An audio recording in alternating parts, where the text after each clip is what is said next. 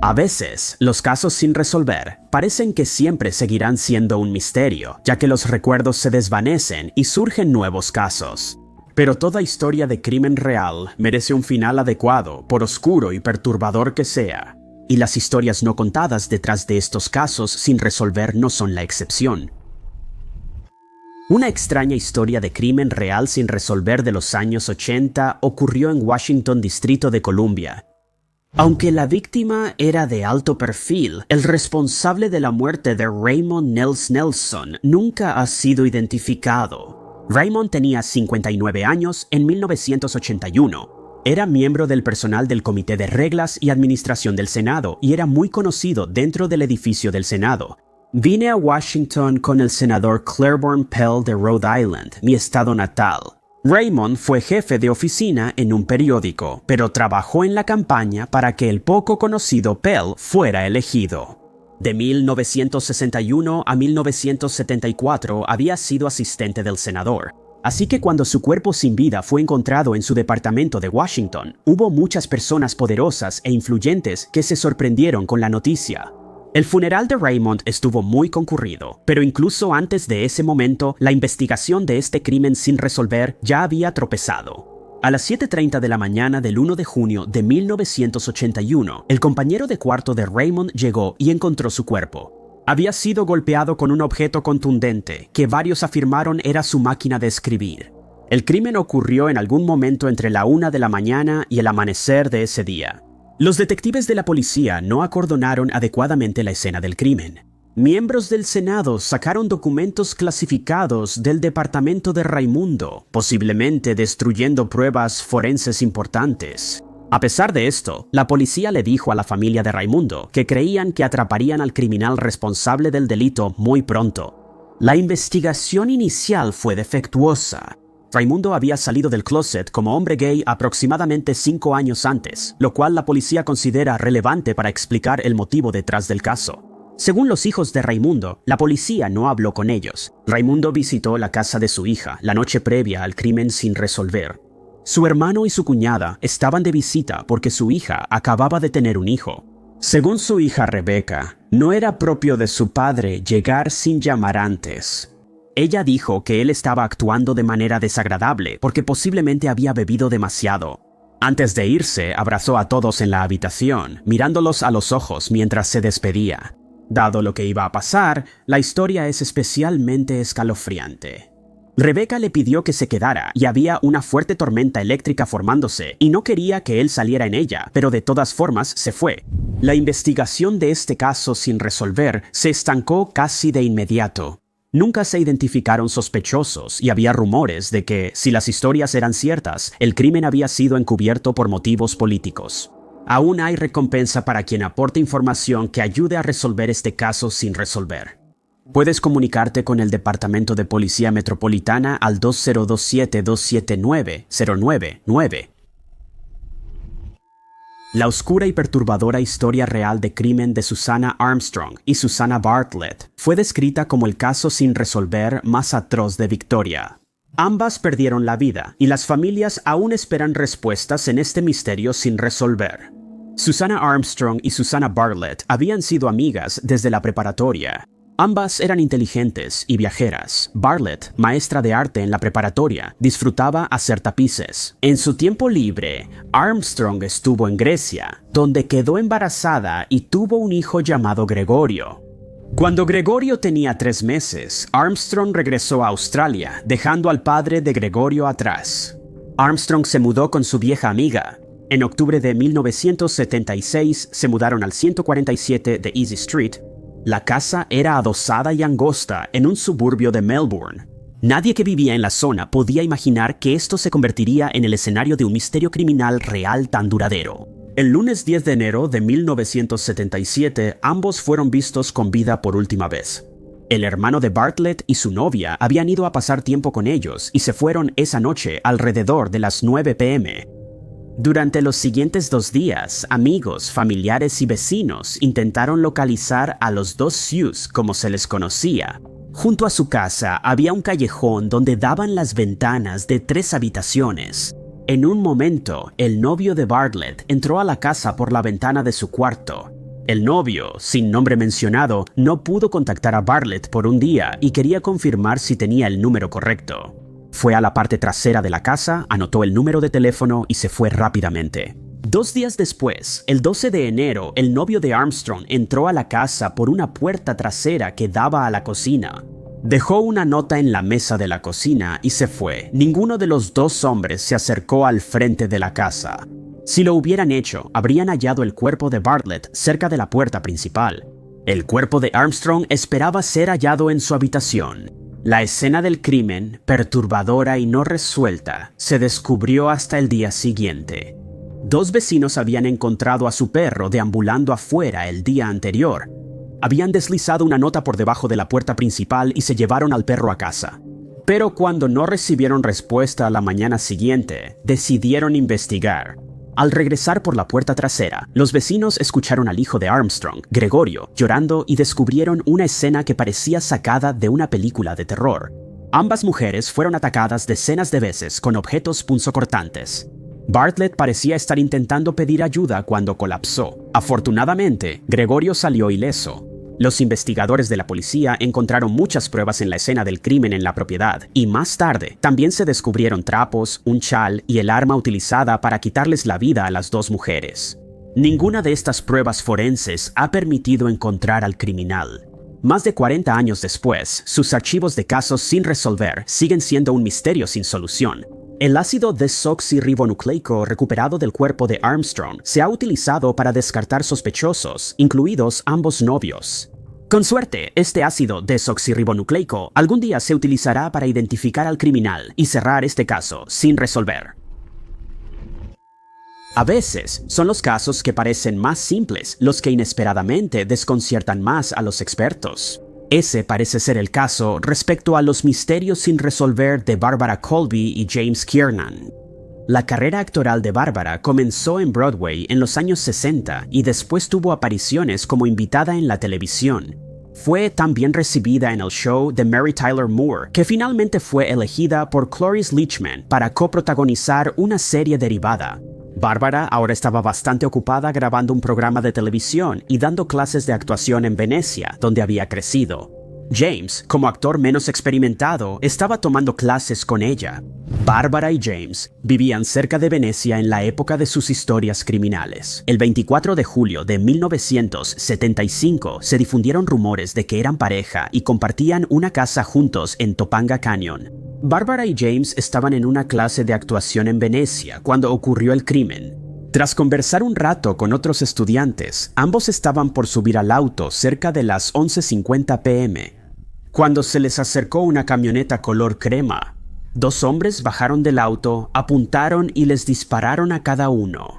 Un transeúnte que escuchó el alboroto contactó a las autoridades. Barbara sucumbió ante los criminales ahí mismo. James aguantó hasta que llegó la ayuda al lugar, pero lamentablemente falleció alrededor de la 1:30 de la mañana. Pero no antes de darles a los investigadores criminales en el hospital un relato del ataque no provocado, diciendo que no reconocía a las personas responsables. Los investigadores criminales pronto se dieron cuenta de que este misterio inexplicado no era un ataque aislado. Venecia era conocida por su alta tasa de crimen organizado. No solo hubo otro caso sin resolver en el que una mujer perdió la vida poco tiempo después, Bárbara y Jaime, pero también otros 4 casos abiertos que involucraban la misma camioneta color crema. Sin embargo, estos otros casos diferían del ataque a Bárbara y Jaime. En los otros ataques, el robo era el motivo claro. No se había robado nada a Bárbara ni a Jaime, y no parecía que hubiera habido ningún intento de robo. Se describieron a 2 criminales. Se trajeron a 6 sospechosos para entrevistas policiales, pero todos fueron liberados sin cargos. El caso se enfrió de inmediato y las historias no contadas detrás de estos crímenes nunca han sido explicadas. El 15 de julio de 1977, Donald Mackey salió de su tienda de muebles en Griffith, Nueva Gales del Sur, alrededor de las 5:30 p.m. Prometió a su esposa llegar antes de las 7 para cuidar a los niños mientras ella iba a una reunión. Aún le dio tiempo de tomar unas copas con amigos en el Hotel Griffith. Luego compró vino para la casa y fue a su camioneta. Cuando Donald no regresó a casa, su esposa Bárbara llamó al amigo de Donald, Ian Salmon, quien trabajaba en el edificio de oficinas frente al hotel. Ian dijo que buscaría a Donald. Cerca de la medianoche, al no haber señales de Donald, contactó a la policía para investigar. Poco después, vio la camioneta en el estacionamiento. La camioneta seguía cerrada, pero había una huella de mano en la ventana del conductor y 3 casquillos vacíos en el suelo. Cerca de ahí se encontraron marcas de arrastre y algo de cabello humano. Donald no ha sido visto desde entonces. No pasó mucho tiempo para que la policía encontrara un motivo oscuro y perturbador para esta desaparición sin resolver. Griffith era hogar de varias familias importantes del crimen organizado.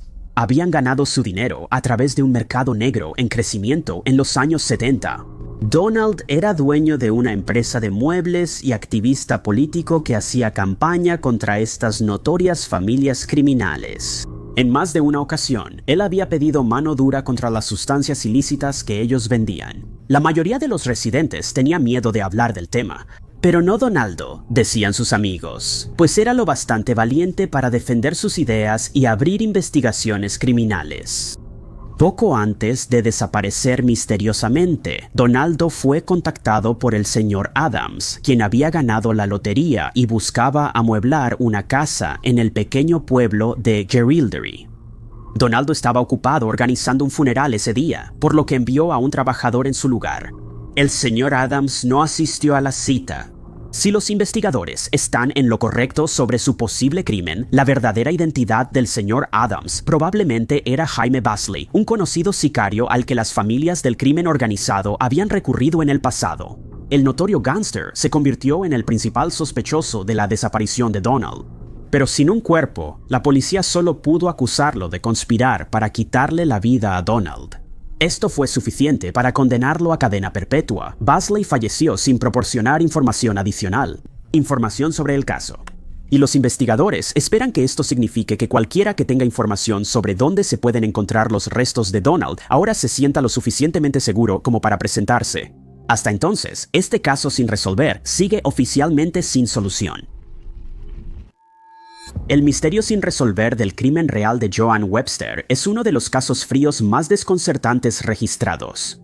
El 28 de noviembre de 1981, tras sus vacaciones de Acción de Gracias, Joanne Webster, estudiante de Harvard de 25 años, desapareció misteriosamente al regresar a Boston, Massachusetts. Hubo una mala investigación criminal antes de hallar sus restos. 9 años después, Joanne era una joven brillante que estudiaba diseño en Harvard. Sus padres, Jorge y Leonor Webster, habían trabajado anteriormente para la CIA. Jorge trabajaba en una empresa llamada ITT, la cual estaba siendo investigada por varios delitos en ese momento, incluyendo uno relacionado con el infame escándalo de Watergate. Si alguno de estos casos tenía que ver con la muerte de Juana, sigue siendo un misterio. Juana llegó al aeropuerto Logan alrededor de las 10 p.m. Después de una larga espera para recoger su equipaje de la banda, salió del aeropuerto y nunca se le volvió a ver. Pasaron días antes de que Juana fuera reportada como desaparecida. Un compañero preocupado contactó a los padres de Juana cuando no había sabido nada de ella el 1 de diciembre. Al día siguiente, su cartera fue encontrada en una zona pantanosa llamada Camino del Pantano de Lynn. Esto estaba a 7 millas del aeropuerto donde Juana fue vista por última vez, pero en dirección contraria a Cambridge, su destino. La desaparición atrajo gran atención mediática mientras los investigadores interrogaban a todos los presentes en el aeropuerto, como tripulación, pasajeros y taxistas, para conocer la historia real y crear una línea temporal de los eventos. Un taxista informó haber visto a Joanne justo después de las 10:30 p.m., cuando ella tocó su ventana y le pidió ir a Cambridge. Mientras ella guardaba su maleta en la cajuela, un desconocido se acercó. El hombre dijo que no necesitaban taxi y llevó a Joanne a un auto azul que los esperaba. El hombre medía menos de 1,80 m y tenía barba y lentes. Se hizo un retrato hablado del individuo, pero ni este ni la historia del taxista llegarían al público. Mientras tanto, los Webster recibieron falsas demandas de rescate. Una mujer anónima contactó a las autoridades en enero e identificó a un hombre llamado Leonardo Paradiso, una persona de interés que podría ser responsable de este misterio sin resolver. Leonardo no se parecía en nada al hombre que el taxista había identificado, pero los investigadores de la policía centraron su atención en él. Leonardo había sido acusado previamente de quitarle la vida a otra mujer, Maria Iannuzzi. Más tarde, fue declarado culpable, aunque había pruebas contra el novio de María y acusaciones de manipulación de testigos por la policía. Mientras Leonardo estaba en prisión, un recluso dijo que él confesó haber matado a Juana tras llevarla del aeropuerto a su barco. Esta no era una historia real. El barco de Leonardo ya se había hundido en el fondo del río en el momento en que Juana desapareció. La policía siguió persiguiendo esta historia inventada hasta abril de 1990, cuando una mujer encontró restos craneales en los bosques de Hamilton, Massachusetts. Una búsqueda en la zona boscosa pronto reveló el resto del cuerpo desaparecido. La persona desaparecida fue identificada mediante registros dentales como Joan. El principal investigador criminal del caso, un hombre llamado Tim Burke, continuó siguiendo la teoría de que Leonard le quitó la vida a Joan en el barco y luego la llevó 30 millas hasta este lugar. Pero ahora parecía probable que alguien más fuera responsable. El retrato del hombre barbón en el aeropuerto eventualmente se haría público.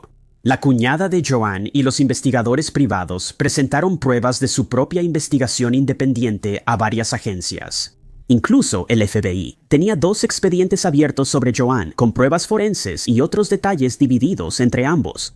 El retrato hablado coincidía con la descripción de un oficial que trabajaba en el caso y vivía cerca de donde hallaron el cuerpo de Joan. El caso de Joan sigue siendo un misterio sin resolver, con muchos de los posibles sospechosos criminales ya fallecidos. Es posible que el caso sin resolver nunca se cierre. En 2005, un hombre de 19 años fue atacado sin provocación en Londres mientras estaba en la barbería por un criminal que huyó en bicicleta. Durante 10 años, el caso permaneció un misterio. La historia de este crimen al azar se convirtió en un famoso misterio local que necesitaba ser resuelto. El adolescente estaba mirando hacia afuera cuando cruzó miradas con un desconocido de su edad que iba en bicicleta. Mantuvieron contacto visual antes de que el hombre no identificado entrara a la tienda para una confrontación. Se sentó junto a su víctima y cruzaron algunas palabras. Nunca se ha confesado de qué hablaron. El hombre se fue y regresó minutos después. Se dispararon 4 balas. El hombre sobrevivió y de alguna manera, el criminal que le hizo esto logró escapar de la captura. No se realizaron arrestos en este misterio criminal sin resolver durante 10 años, hasta que un hombre de 31 años llamado Mercy Brown entró a una estación de policía y les dijo que necesitaba confesar un crimen. Brown había llevado una vida inestable. Después de meterse en problemas en Londres, encontró a Dios y se convirtió en un cristiano renacido. Con su nueva religión, descubrió que ya no podía vivir con los crímenes de su pasado y necesitaba hacer una confesión criminal a los detectives de la policía. El motivo criminal detrás del caso previamente sin resolver era simple. Ese día en 2005 no le había gustado cómo la víctima lo estaba mirando. Aún se desconoce si los dos se conocían previamente o no. Para desahogarse, Brown llevó a los investigadores al lugar donde enterró el arma, que aún tenía balas en el cargador. Esta evidencia les dio a los detectives de la policía la confianza de que no se trataba de una confesión falsa y que habían resuelto el misterio. Brown se declaró culpable en la corte y fue sentenciado a 12 años de prisión. El caso sin resolver de Christopher Ainscough finalmente se resolvió cuando la persona responsable de quitarle la vida lo encontró en una situación difícil. Anthony Kemp se entregó a la policía en 2020, casi 40 años después del caso criminal, porque no quería vivir en las calles. Christopher, muy querido en Irlanda, se mudó a Londres años atrás. Él trabajaba como jefe de meseros en un restaurante y no era propio de él no presentarse a trabajar. Cuando no se presentó un día de diciembre de 1983, su empleador pidió a la policía que fuera a su departamento. En una investigación de rutina, entraron en una escena del crimen. El cuerpo de Christopher fue hallado en la sala, golpeado con un cenicero. El departamento había sido saqueado y parecía que habían limpiado todas las huellas dactilares. Había una pieza crucial de evidencia, una colilla de cigarro. Pero la tecnología de ácido desoxirribonucleico de entonces no permitió a la policía identificar al responsable. Se inició una investigación, pero no se identificaron sospechosos criminales. Cristóbal era un hombre gay que a veces invitaba a extraños a su casa. Sus amigos le habían advertido sobre los peligros y parecía que sus advertencias finalmente se habían hecho realidad. Los detectives concluyeron que Cristóbal salió la noche anterior, pero nadie recordó si vio a alguien durante su salida. El caso sin resolver se enfrió y permanecería así hasta el 28 de julio de 2020. Eran las 4 de la mañana, cuando Kemp lanzó piedras a las ventanas de una estación de policía en el norte de Londres. Cuando logró atraer la atención de los oficiales dentro, confesó el crimen. Sus historias entraron en gran detalle sobre cómo había atacado a Cristóbal mientras estaba en el sofá. Había tenido una discusión por algo, pero Kemp ya no podía recordar por qué. Después de un golpe con el cenicero, Cristóbal quedó inconsciente, pero Kemp continuó. Confesó que limpió la habitación para eliminar sus huellas antes de salir de la escena del crimen. Al principio, le dijo a la policía que ahora estaba sin hogar y quería que el gobierno se hiciera cargo de él. Pero luego decidió retractarse de su confesión criminal, una confesión que había sido grabada en video. Además, una muestra de ácido desoxirribonucleico lo vinculó con la colilla de cigarro encontrada en el departamento de Cristóbal. El caso se resolvió cuando finalmente se declaró culpable en la corte y pasará el resto de su vida tras las rejas. Una de las confesiones criminales más extrañas fue hecha por Jaime Brewer. El famoso misterio en este caso no era necesariamente quién, sino más bien dónde. Involucrado en la historia del crimen está Jimmy Carroll, quien tenía 20 años en 1977 y vivía en Tennessee con 2 hijos pequeños. Él era muy cercano al resto de su familia, pero también atrajo la atención de uno de sus vecinos. James Brewer estaba casado con una mujer llamada Dorothy y él creía que Jimmy intentaba seducir a su esposa. Se desconoce en qué pruebas basaba esto, pero Brewer confrontó a Jimmy en una gasolinera el 27 de abril de 1977. La discusión terminó a balazos y Brewer huyó del lugar en su auto. No pasó mucho tiempo para que la policía identificara a Brewer como sospechoso y fue arrestado y acusado penalmente. Pero antes de que pudiera enfrentar el juicio, Brewer y Dorothy desaparecieron y su paradero seguiría siendo un misterio sin resolver durante décadas. Los Brewer continuaron viviendo una vida tranquila en Shawnee, Oklahoma, junto con su hija Kelly. James Brewer cambió su nombre a Miguel Anderson y Dorothy adoptó el nuevo apellido. Nada en su nuevo estilo de vida daba alguna pista sobre su crimen sin resolver. Durante la mayor parte de su tiempo huyendo, Brewer trabajó como maquinista en una fábrica local, mientras que su esposa se unió a la iglesia local y se convirtió en una miembro influyente. Tras su derrame cerebral, Brewer se retiró y dedicó la mayor parte del tiempo a tallar madera en su cobertizo. Brewer no contactó a la policía para confesar la verdad sobre su crimen hasta después de su segundo derrame cerebral, temiendo estar al final de su vida. En realidad, fue Dorothy Brewer quien llamó a la policía y les dijo que su esposo quería hacer una confesión criminal. Pero cuando llegó la policía, ella le pidió a su esposo que no confesara. Brewer no lo hizo, pero les dijo a los investigadores que se entregaría si mejoraba. Increíblemente, se recuperó de su segundo derrame cerebral y, fiel a su palabra, se entregó. Nuevamente enfrentó cargos criminales por quitarle la vida a Jimmy y también por haberse fugado bajo fianza. Aunque parte de la documentación se perdió con los años, piezas clave como el arma utilizada fueron conservadas por las autoridades.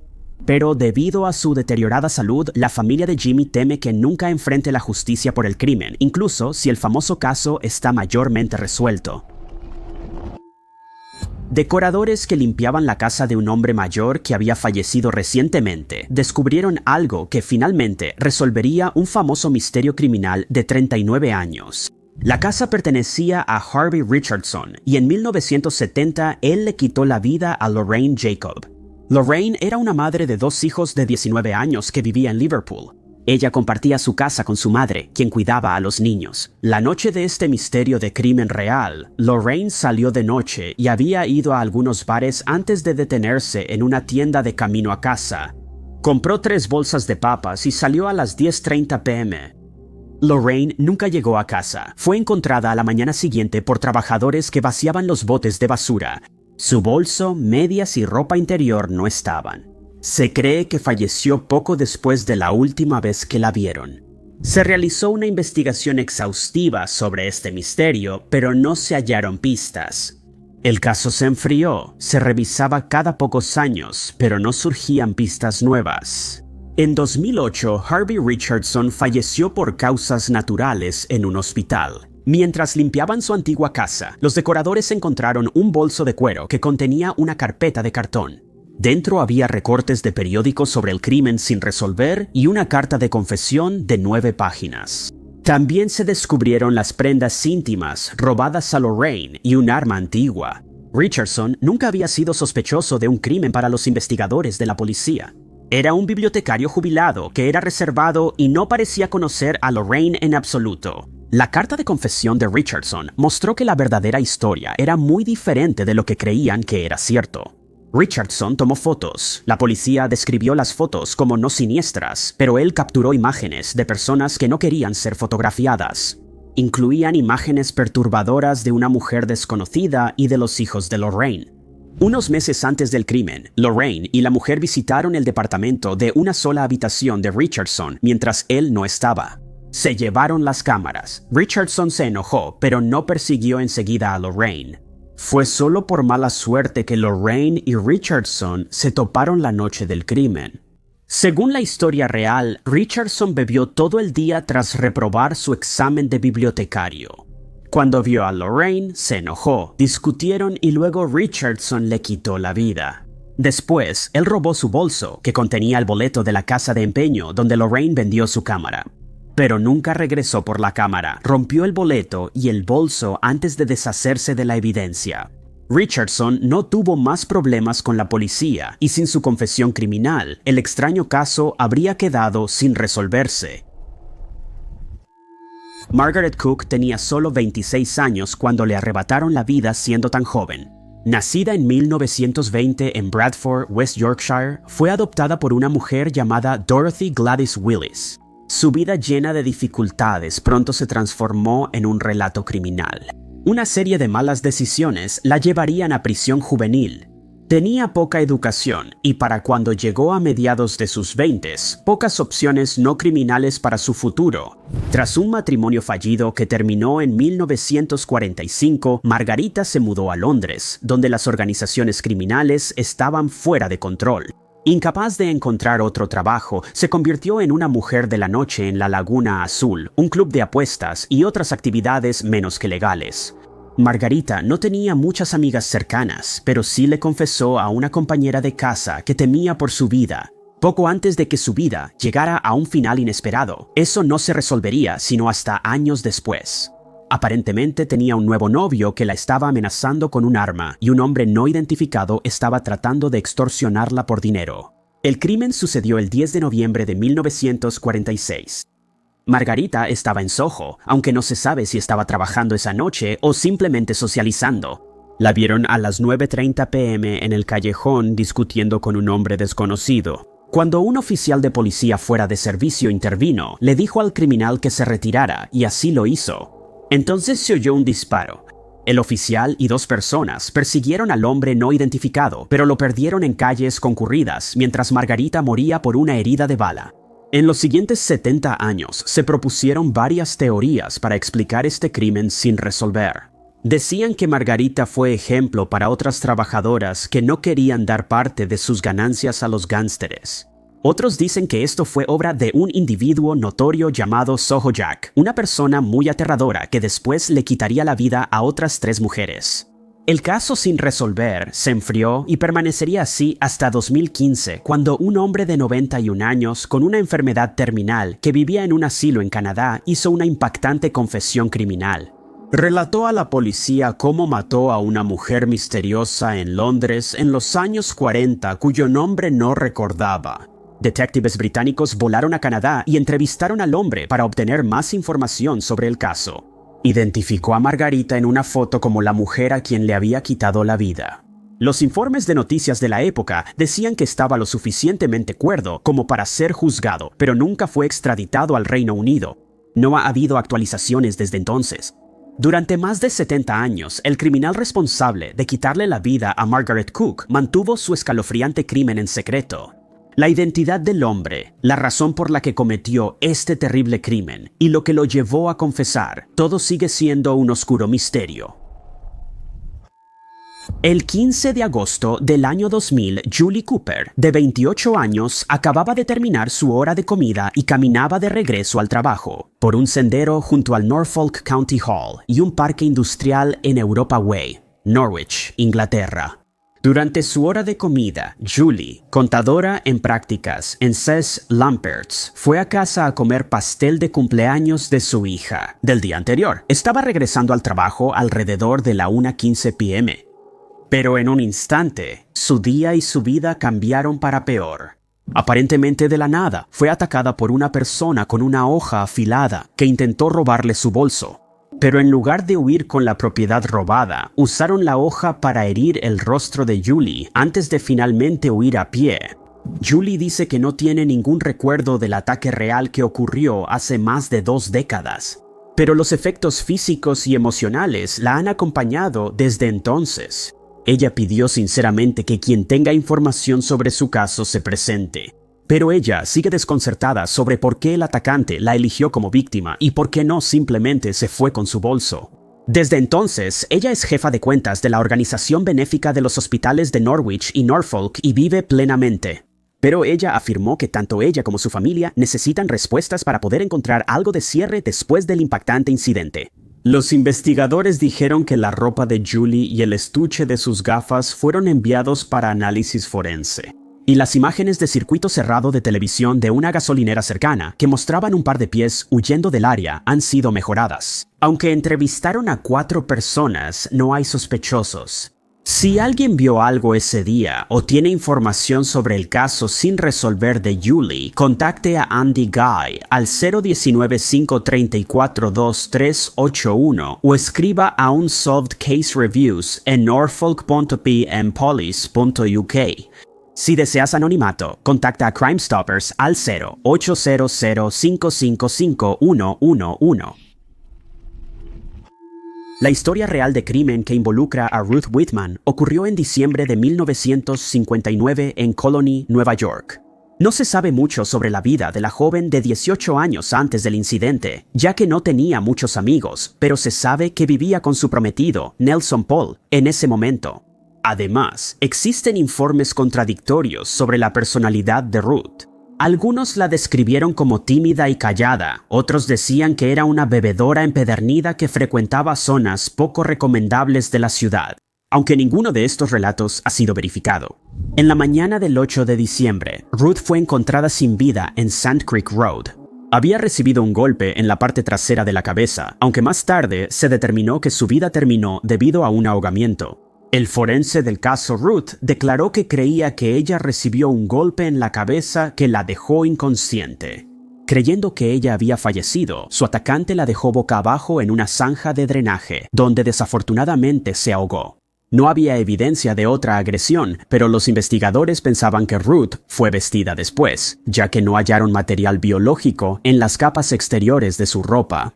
Sus zapatos habían sido dejados sin amarrar y los botones de su vestido estaban desabrochados. Esa noche, muchos residentes locales observaban mientras los bomberos intentaban apagar un incendio en el 63 de la calle Lancaster. Los investigadores confiaban en que alguien de la multitud sería testigo en el caso de Ruth. Pero se encontraron con relatos contradictorios, ya que algunas personas decían que ella había estado sola. Otros decían que ella estaba con un hombre desconocido de poco más de 20 años. Cuando Nelson fue interrogado, se descubrió que él había estado en el trabajo en ese momento, lo que le proporcionó una coartada sólida y rápidamente fue descartado como sospechoso. Se cree que Ruth iba a encontrarse con Nelson y pasó junto al incendio camino al restaurante White Tower donde trabajaba. Pero lo que sucedió después de eso sigue siendo un misterio sin resolver. La mayoría de las pruebas recolectadas esa mañana han desaparecido con los años, por lo que no pueden enviarse a pruebas forenses. Los investigadores ahora creen que el caso solo se resolverá mediante el testimonio de un testigo o una confesión del perpetrador. Los estudiantes del Centro de Análisis de Casos sin Resolver revisan las pistas y declaraciones de testigos, con la esperanza de cerrar esta historia oscura de crimen. Tras entrevistar a Nelson, confirmaron que no era sospechoso. Descubrieron que el asesino serial, Roberto Garrow, vivía a unas cuadras de la escena del crimen y se cree que pudieron conocerse. Garrow ahora es un sospechoso en este misterio sin resolver, y los estudiantes de la CCAC esperan poder cerrar la extraña historia de crimen real de Ruth. Debido a los avances en la tecnología forense, el caso de crimen real de Susan Margarita Long, de 18 años, se revisa periódicamente, con la esperanza de que haya nuevas vías por explorar. Pero este misterio sin resolver aún no ha sido descifrado. Susan Margarita Long había vivido en Norfolk, Inglaterra, toda su vida, y al momento de su fallecimiento vivía con sus padres. Ella trabajaba como oficinista en Norwich Union en Norwich y tenía un novio que también vivía en la ciudad.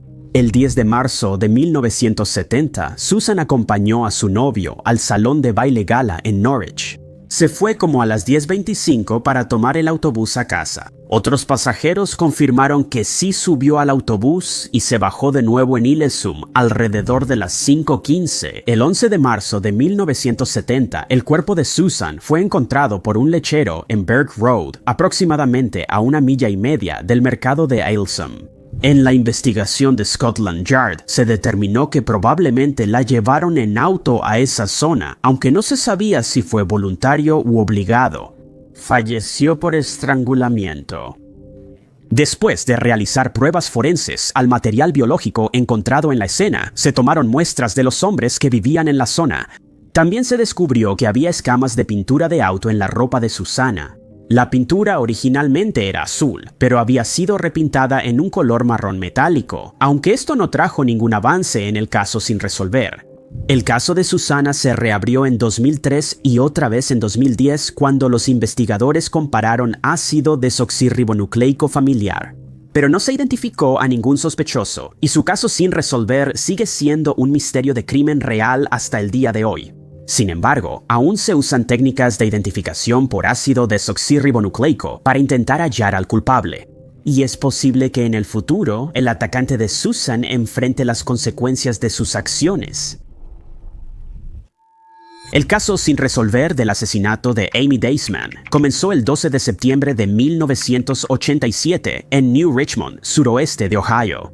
Amy asistía a la Universidad del Norte de Kentucky y acababa de empezar un nuevo trabajo en una tienda de conveniencia local llamada Merwin Stop and Go. El 12 de septiembre, ella estaba trabajando su primer turno nocturno sola. Y en las primeras horas de la mañana siguiente, un cliente entró a la tienda y la encontró aparentemente vacía. Sin embargo, al mirar detrás del mostrador, encontraron a Amy fallecida. Alguien le había quitado la vida con el arma de fuego solo unos minutos antes, ya que la última venta se realizó a las 5:28 am. El cliente llamó al 911 a las 5:30 am. La policía fue llamada a la escena a las 5:38 y al llegar a la tienda descubrieron que no había ningún arma. No sabían quién pudo ser el responsable. La tienda Stop and Go ofreció $10,000 a quien diera información para arrestar al asesino de Amy. Nadie se presentó como testigo y el misterio continúa sin resolverse. Todo lo que se sabe es que hubo un testigo, pero desapareció inexplicablemente sin ayudar a avanzar el caso. Un hombre llamado Scott Lee Austin se convirtió en sospechoso y en 1989 se ejecutó una orden de cateo en su casa, aunque nunca se pudo probar que él fuera responsable del crimen. Un fiscal de Claremont dijo en 1993 que Austin aún era sospechoso tras todo ese tiempo. En agosto de 1993, el fiscal Donald White solicitó desestimar los cargos de asesinato agravado contra Austin. Y no ha habido más avances en el caso de crimen real de Amy, y su fallecimiento puede que siempre siga siendo un misterio sin explicación. En junio de 1985, Cassandra Rins, de 19 años, se convirtió en el centro de un misterio de crimen real cuando desapareció inexplicablemente sin dejar rastro.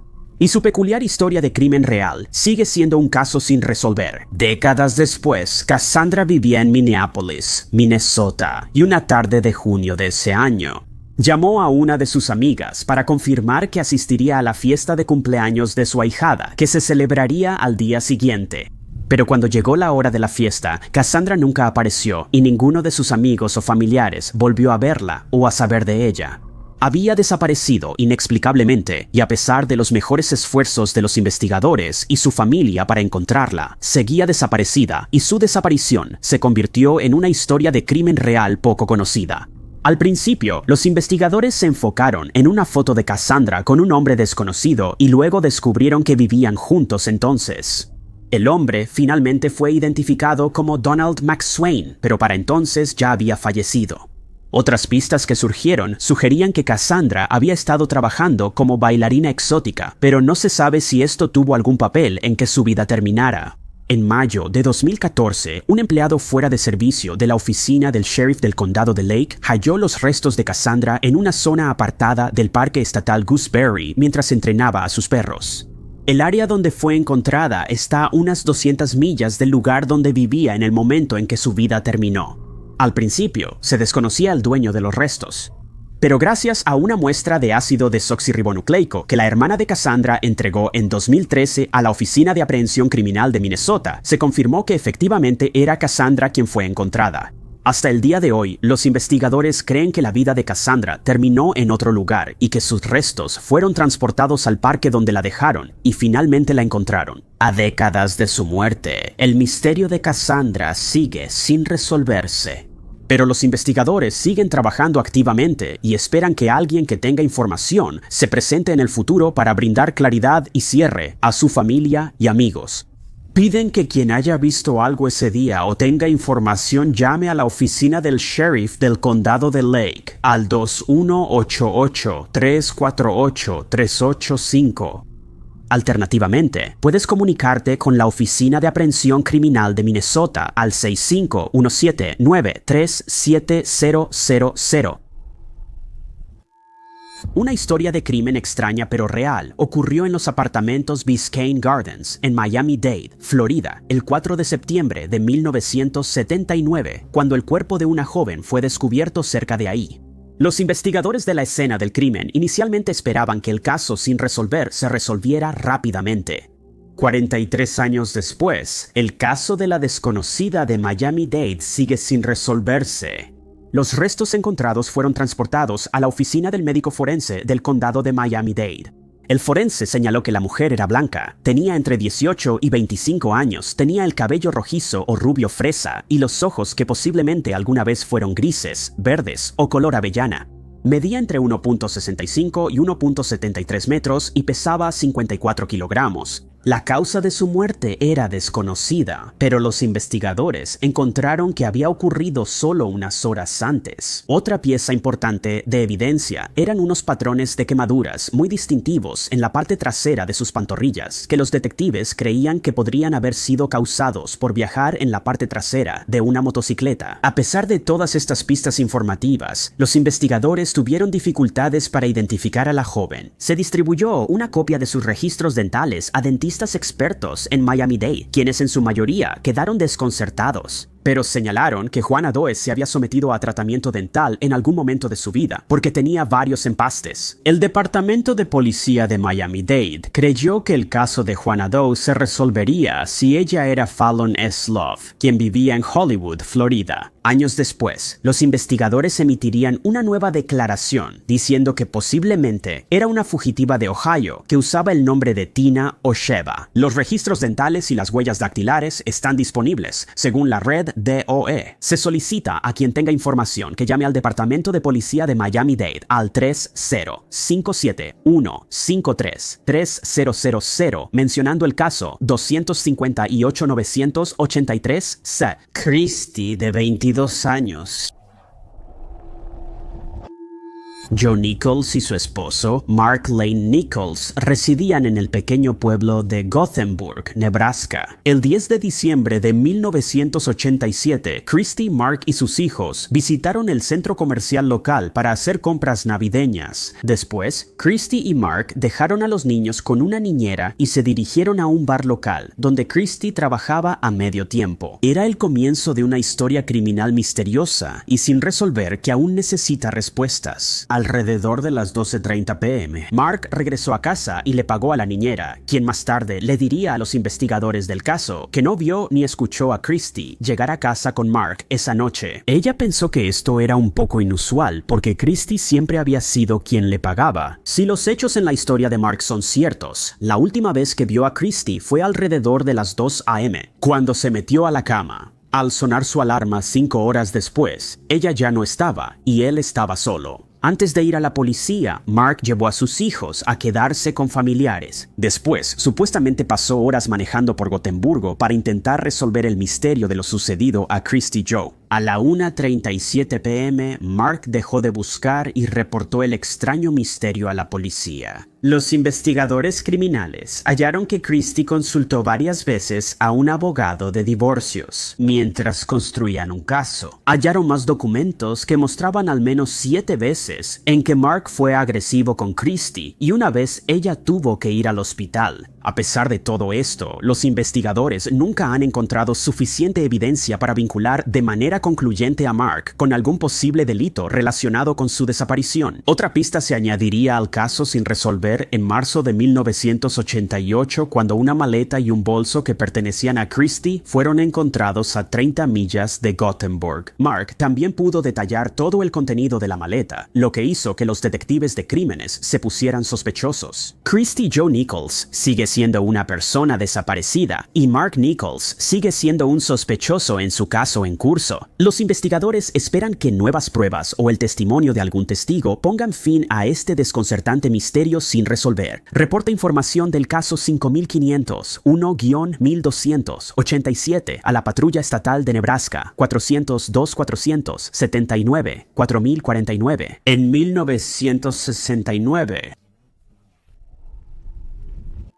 Carmen Halleck, de 22 años de Fort Lauderdale, Florida, era una mesera de cócteles que estaba emocionada por una cita que tenía con un profesor del colegio comunitario local para una oportunidad de trabajo. En los detalles previos a su caso sin resolver, la hermana de Carmen recuerda haber hablado con ella por teléfono el 18 de diciembre, el día de la cita, y sobre su misteriosa desaparición. Su hermana dijo que iba a vestirse con tacones altos y un vestido negro para la reunión. Pasó más de una semana sin ningún contacto, lo cual su familia consideró bastante inusual. Y para el día de Navidad, la familia de Carmen sospechaba que un posible hecho delictivo podría explicar su ausencia. Su familia se puso en contacto con el departamento de policía de Fort Lauderdale y la reportó como persona desaparecida. Durante su investigación, el departamento de policía de Fort Lauderdale descubrió que el maestro con el que Carmen había planeado reunirse el 18 de diciembre afirmaba también trabajar encubierto para el gobierno de Estados Unidos. Días después de iniciada la investigación, el auto de Carmen fue encontrado abandonado cerca del colegio universitario. A los investigadores les desconcertó la ausencia de llaves, licencia y registro en el auto. Se preguntaban si ella abandonó el auto y se llevó esos objetos, o si el criminal los tomó. El departamento de Carmen estaba intacto y lo único que faltaba eran los zapatos y el vestido que le había dicho a su hermana que iba a usar. No había señales de lucha y aún así, los investigadores de la escena del crimen notaron que la bañera de Carmen estaba llena de agua. A pesar de toda esta información y posible evidencia, el caso sin resolver se enfrió durante años, hasta 1973, cuando el notorio asesino serial Gerard Schaefer fue arrestado. Mientras investigaban su caso, los detectives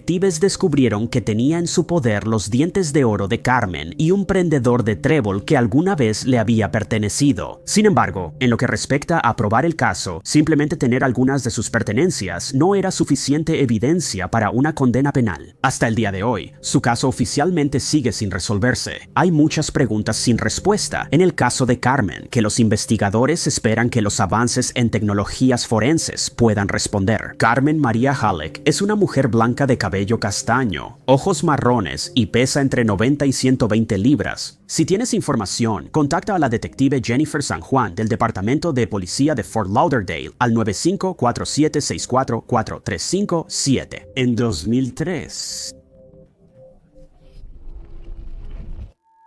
Jennifer, de 25 años, trabajaba como bailarina en Shotgun Willie's en Denver, Colorado. El 17 de febrero desapareció inesperadamente en la cuadra 8500 de Pena Boulevard, cerca del Aeropuerto Internacional de Denver. Su caso misterioso y sin resolver sigue desconcertando a los expertos en crímenes del FBI hasta el día de hoy. El auto de Jennifer fue hallado abandonado tras varios días en un estacionamiento cerca del aeropuerto. Esto provocó una investigación después, cuando la policía confirmó que sus amigos o familiares no sabían de ella. En este punto, los detectives solicitaron la ayuda del FBI. Durante la investigación del FBI, los agentes descubrieron que Jennifer no abordó un vuelo. Los investigadores pudieron encontrar una última llamada telefónica hecha a Esteban Ennis, su novio, quien estaba en prisión por cargos federales y esperando juicio. Al ser entrevistado sobre la misteriosa llamada, Esteban dijo que ella le aseguró que lo amaba y que volvería en 3 días. Se cree que Jennifer iba a ser testigo en el juicio de Esteban, pero los investigadores no han hallado pruebas que lo vinculen con su misteriosa desaparición. Scott Kimball, un asociado de Jennifer y excompañero de celda de Esteban, también es un posible sospechoso criminal en este caso. Actualmente cumple una condena de 70 años por un delito no relacionado. Durante los interrogatorios del FBI, la historia de Scott ha cambiado varias veces. Ha confesado ser responsable, pero simplemente no hay pruebas concluyentes que lo vinculen con el crimen. Jennifer continúa desaparecida y sus padres ofrecen $20,000 de recompensa por información que ayude a resolver su caso. Jennifer Markham es una mujer blanca, de cabello castaño, ojos azules, mide 1.68 metros y pesa 52 kilogramos. Jennifer tiene implantes mamarios con números de serie, además de orejas perforadas y un dispositivo intrauterino. Cualquier persona con información sobre este misterio debe contactar a los agentes especiales del FBI en Denver al 3036297-171 mencionando el caso DN 61415. En mayo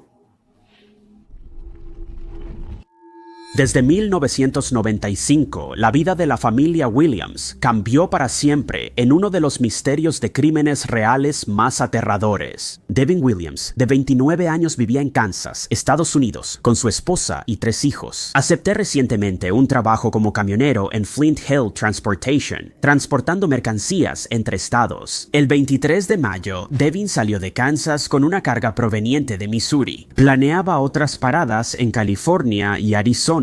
El 27 de mayo, Devin llegó a California como estaba planeado, pero algo dentro de Devin había cambiado profundamente. Informó que no podía dormir y con esta historia comenzó su extraño misterio. 5 días después, Devin fue visto conduciendo a gran velocidad por el Bosque Nacional Tonto en Arizona, pasando cerca de campistas y excursionistas. Quienes vieron el camión de 10 toneladas atravesar el bosque dijeron que Devin tenía una expresión vacía en el rostro. Otro testigo informó que Devin les dijo al azar, y cito, «Ellos me obligaron a hacerlo. No puedes ayudarme. Nunca saldré de aquí, iré a la cárcel». 2 días después, el 29 de mayo, Devin fue visto por última vez. Lynn y Jack Yarrington luego le contarían a los investigadores de crímenes que vieron a Devin en el camino 321 del Servicio Forestal de rodillas, mirando fijamente un árbol y murmurando para sí mismo. Preocupados, la pareja se acercó a Devin y le preguntó si podían ayudarlo en algo. Devin respondió que debía encender una parrilla. Dijo esto mientras frotaba un billete de $20 contra una roca, como si fuera un fósforo. Como Devin había rechazado su ayuda, la pareja continuó con su caminata. Y esta fue la última vez que se vio o se supo algo de Devin Williams. Según cuenta esta extraña pero real historia, Devin no logró llegar a su última parada en Kansas City, Missouri. El empleador avisó a su esposa y a la policía, pero tras una amplia búsqueda en el Parque Nacional, no hallaron a la persona desaparecida. No fue hasta 1997 que los investigadores lograron un gran avance en el caso, cuando se encontraron restos craneales justo al lado del camino donde Devin había sido visto por última vez. Los investigadores forenses confirmaron que pertenecían a Devin Williams. Sin embargo, las circunstancias de su fallecimiento siguen siendo un completo misterio para los investigadores. Hay cientos de teorías en su caso, y los investigadores no están seguros de si Devin fue víctima de un acto criminal. La familia de Devin pudo darle sepultura y encontrar algo de consuelo, pero años después, los detalles de su misterioso caso están lejos de resolverse. Entre marzo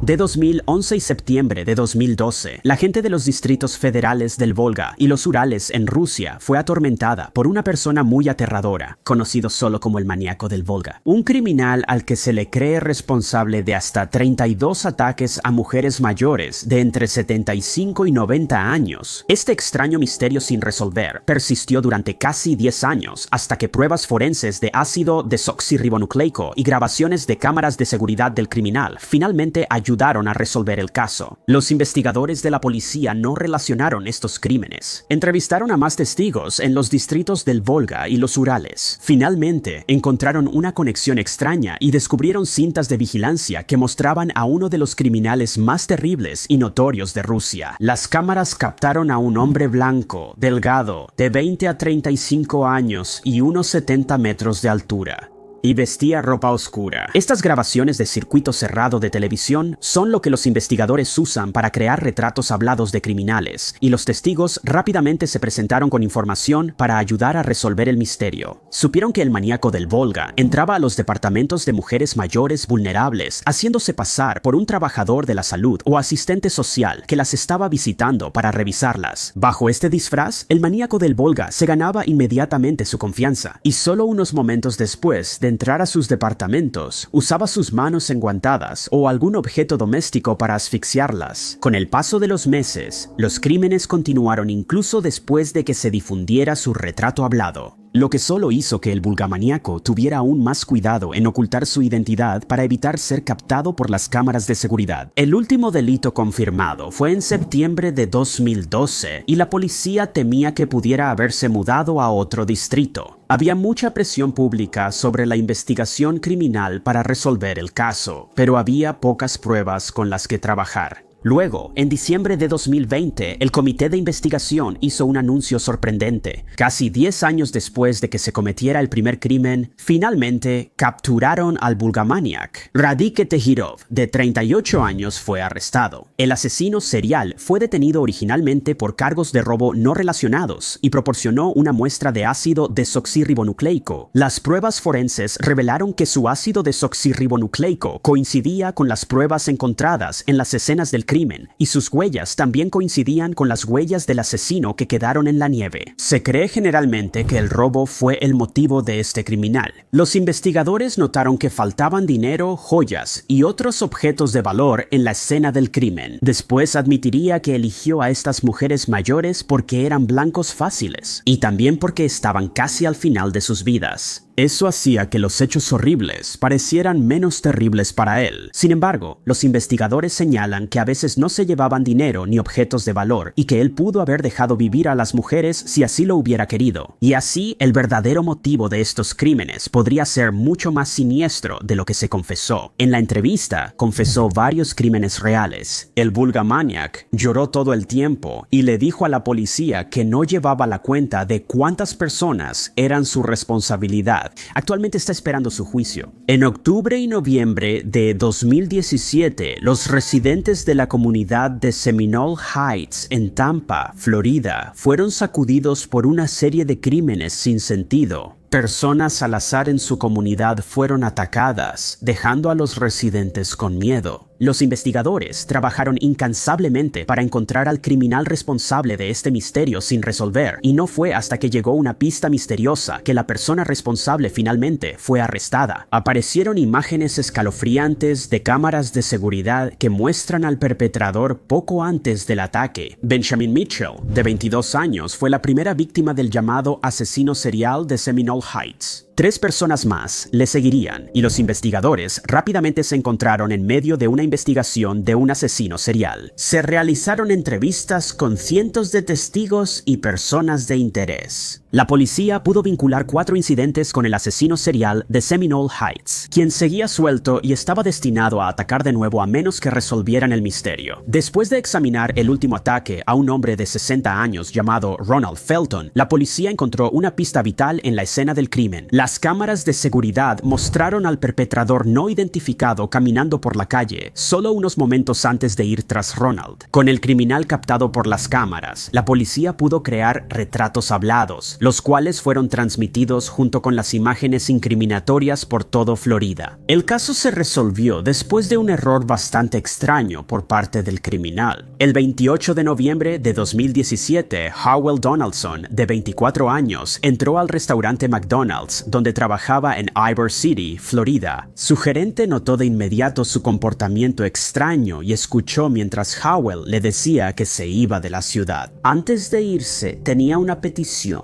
Le entregó una bolsa que contenía un arma y le pidió que la enterrara por él. Al notar algo extraño, su gerente llamó al departamento de policía de Tampa, que confiscó la bolsa y la procesó como evidencia. Después de examinar el arma, la policía de Tampa arrestó a Howell y lo acusó en relación con los 4 crímenes de octubre y noviembre. Se obtuvieron más pruebas después de su arresto, las cuales lo ubicaron en las 4 escenas del crimen. Desde 2017, el juicio contra Howell ha estado en curso debido a que la fiscalía presentó mociones para que Howell sea juzgado individualmente caso por caso. Los padres de Howell también se han negado a cooperar con las autoridades y posiblemente también enfrenten cargos por desacato al tribunal. Si es culpable, Howell podría recibir pena capital. Estas imágenes aparentemente normales de circuito cerrado de televisión en realidad captaron a 2 criminales en cámara, Sharon Miles de 20 años y Ty Blake de 19 años. Momentos después de que le quitaron la vida a James Teer en Irvington, Birmingham, la razón detrás del crimen conmocionaría al Reino Unido hasta lo más profundo. El 8 de agosto de 2019, el cuerpo de James Teer fue encontrado en Irvington después de una pelea con 2 hombres no identificados.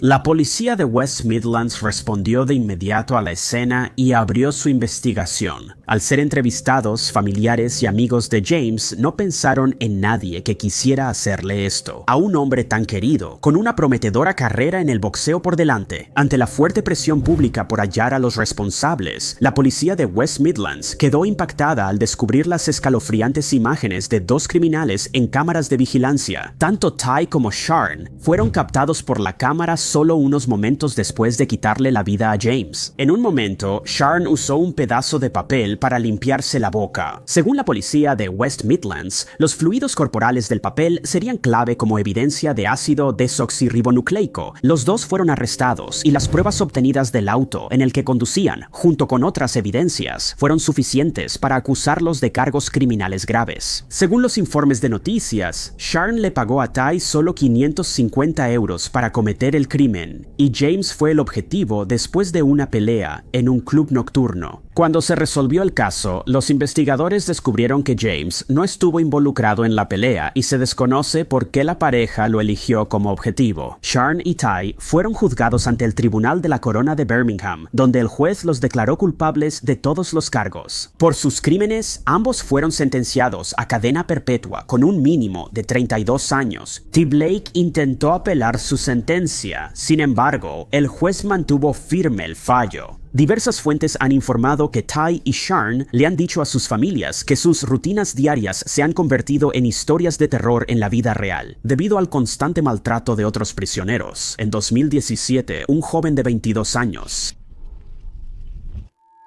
Dashvan Shekhar, estaba en libertad bajo fianza y su caso judicial se acercaba lentamente. La persona muy aterradora se había ganado la confianza de un joven e hizo cosas indescriptibles en su casa. Los investigadores vigilaron de cerca a Dashvan, pero meses después volvió a atacar. Si lo que dice su padre es cierto, entonces el crimen fue resultado de que Dashvan exigía hasta 2,000 rupias a sus padres, entre otras cosas.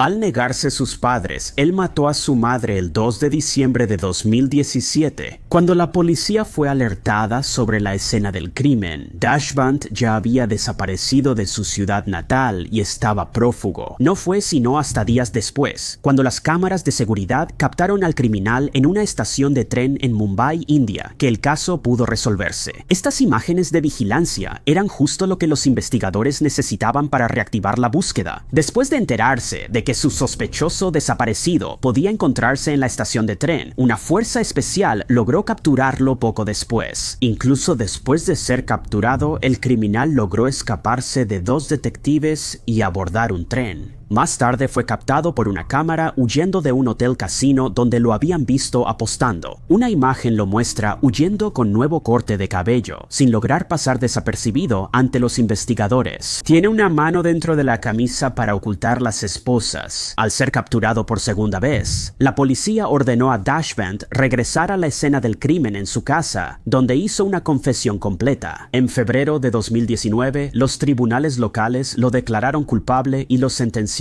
a 46 años de prisión, además de la pena capital. El 31 de julio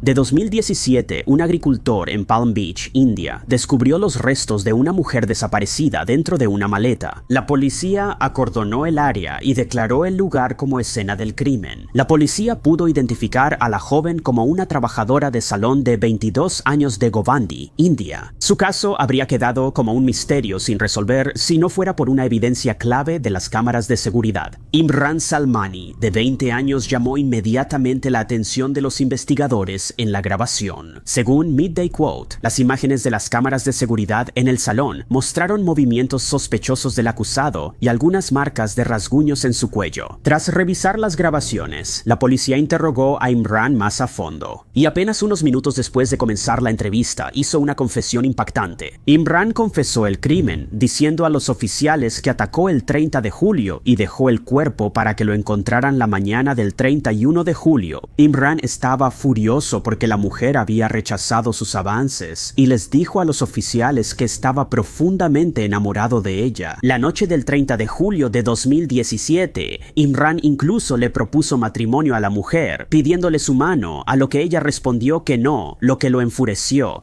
No hay información disponible sobre el juicio de Imran y su destino sigue siendo un misterio.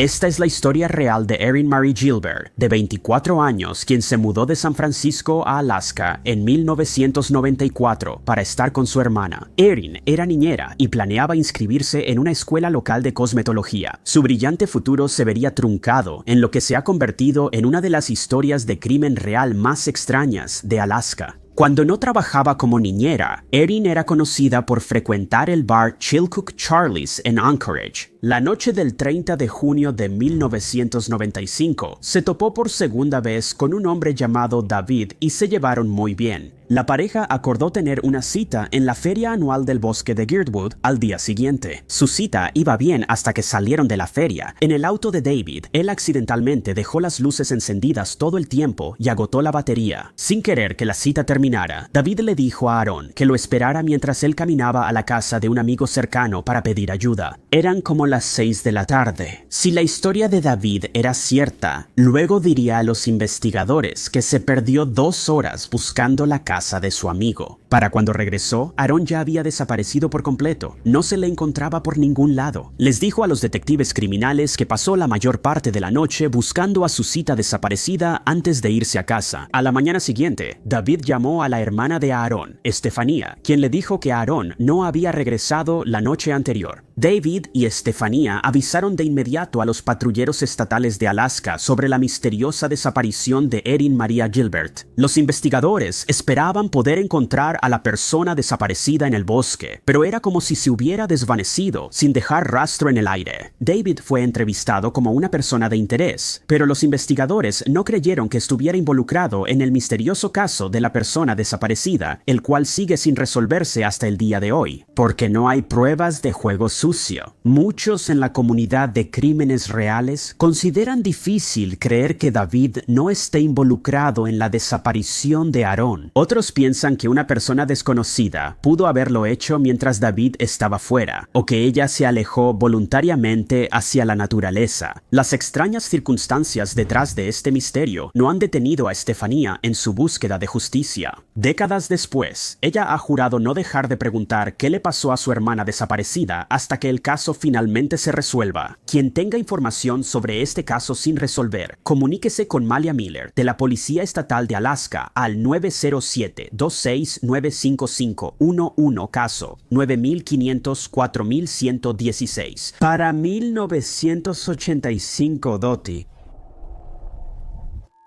y Jewel Kaller habían permanecido en un matrimonio problemático durante unos 12 años, uno lleno de altercados físicos y encaminado hacia el divorcio. Ambos compartían una casa en Concord, California, donde Dottie se quedaba sola la mayor parte del tiempo, mientras Jewel trabajaba fuera de la ciudad. La agorafobia, que puede incluir el miedo a salir de casa, se había apoderado de su vida, lo que hacía casi imposible que mantuviera un trabajo. El miedo de Dottie a los lugares públicos hace que su misteriosa desaparición sea aún más difícil de explicar. Después de examinar las pistas, los expertos en la aplicación de la ley siguen desconcertados por esta extraña pero real historia criminal. Cuando a Jewel le ofrecieron un nuevo trabajo en Utah, Dottie dejó muy claro que quería quedarse en Concord.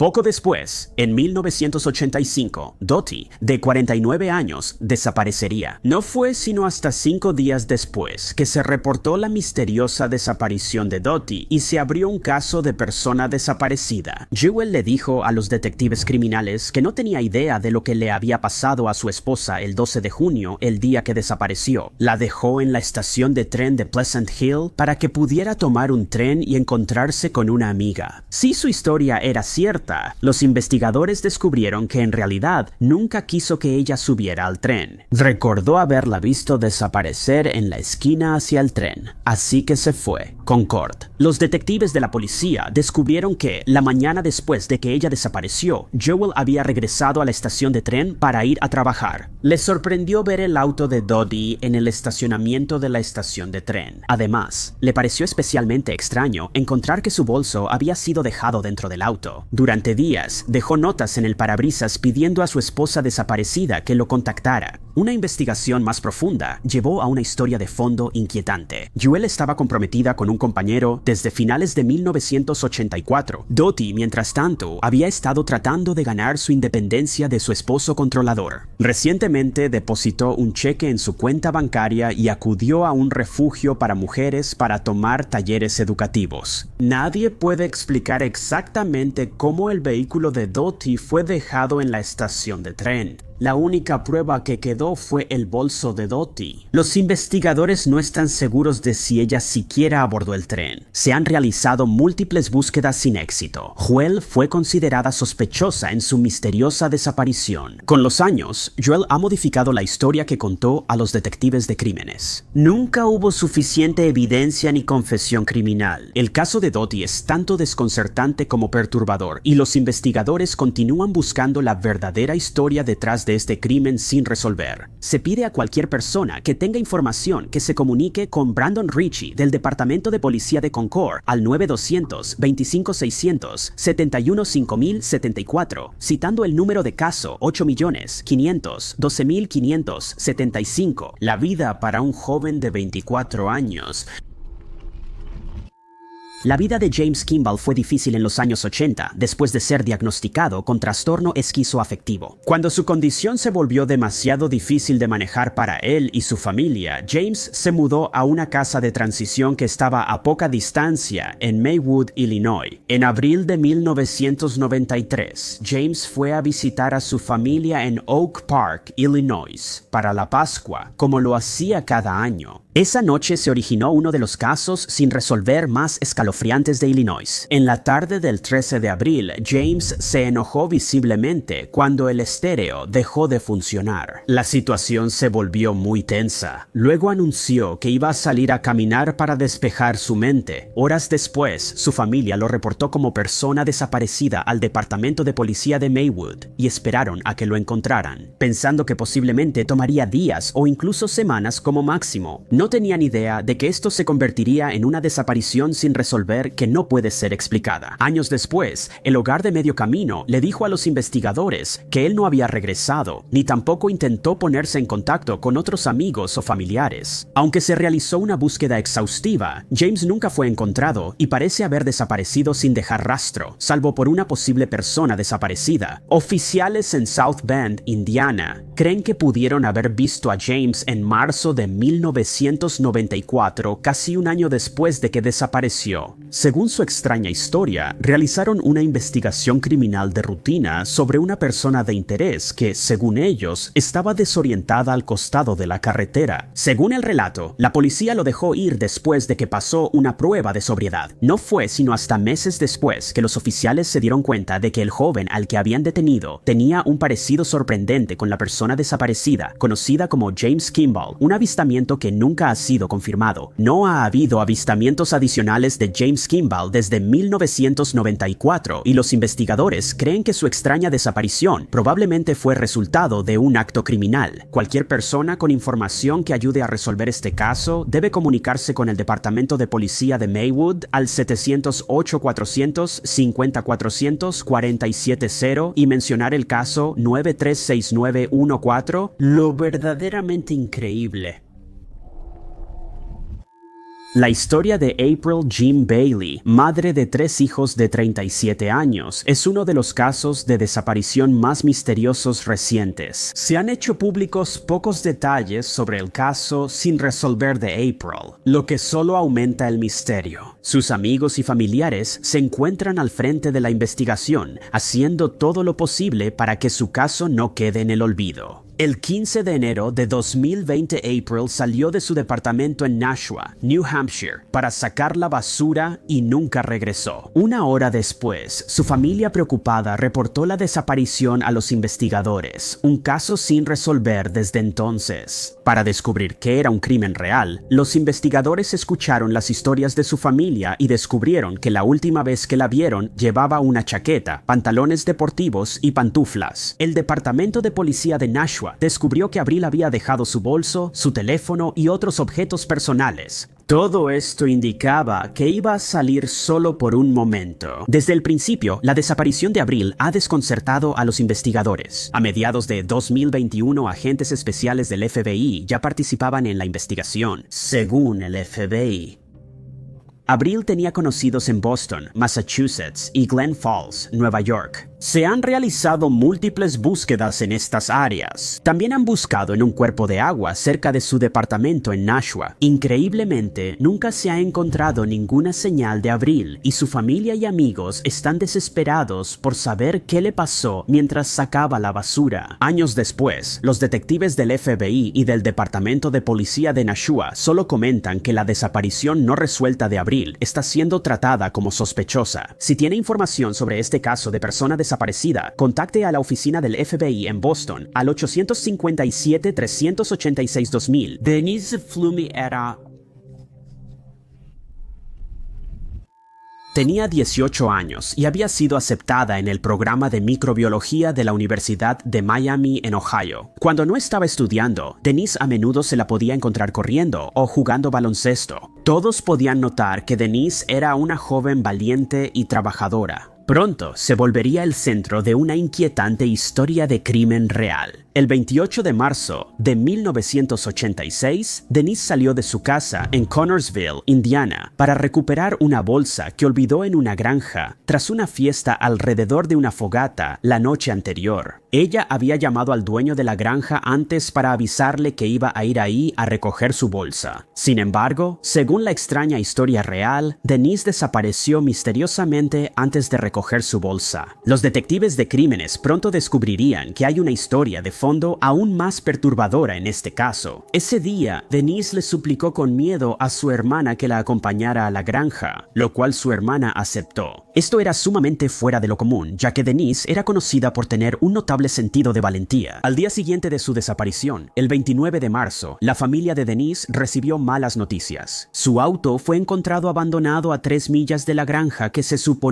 iba a visitar. La familia reportó la extraña desaparición de Denise y posteriormente se realizó un examen forense al auto. Los investigadores no encontraron señales de lucha y se recolectaron muy pocas pruebas potenciales de la escena del crimen en el auto. Se realizaron múltiples búsquedas de Denise y las áreas circundantes, pero nunca se encontró un cuerpo. Era como si simplemente hubiera desaparecido en el aire. En 2020, su exnovio Sean McClung fue arrestado y acusado por su misteriosa desaparición. Falleció antes de poder enfrentar un juicio penal. Por lo tanto, no ha habido condenas en la desaparición de Denise y hay muy pocas pruebas de las que se puedan obtener pistas sobre el crimen. Los detectives creen que alguien en la comunidad local de Connorsville sabe más sobre la historia no contada de Denise y están pidiendo a cualquiera que pueda ayudar a explicar lo que le sucedió que se comunique con ellos. Se pide a cualquier persona con información faltante que se comunique con la oficina del sheriff del condado de Fayette al 765-825-1110 mencionando el número de caso 040040055. Muchas gracias a todos por vernos. Si te gustó este video, asegúrate de darle like. No olvides suscribirte y activar la campanita para recibir notificaciones de nuestros próximos videos. Pero mi nombre es Top 5 Desconocidos y los veré en el próximo video.